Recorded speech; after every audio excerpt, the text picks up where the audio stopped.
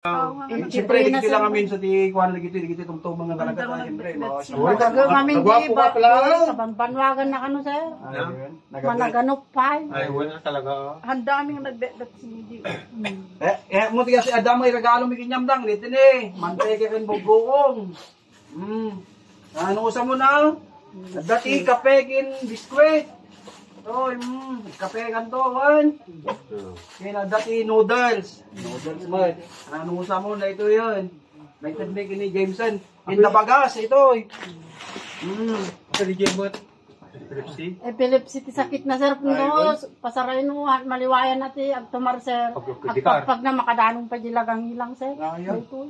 Ayan sino? Data sir. Hello. Dati ti Melchor mo lang sir. Magati tagayim ka toy. Itinagan mo pa yan? Layam?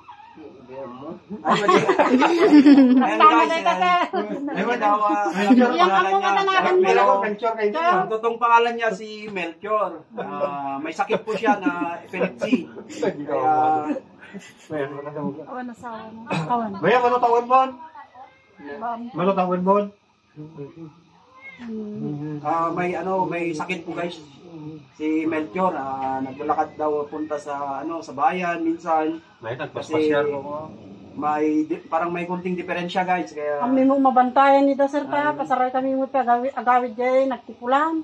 sila lang dalawa dito na magkasama dito, kaya ayan, binigyan natin ng kunting biyaya kasi ito yung mga dapat natin tinutulungan kasi nakakaedad na 83 years old na po si tatay. Nay, napigsa ka lang tamad. Baby face man so gan. Saka si Melchor, may sakit po na epilepsy.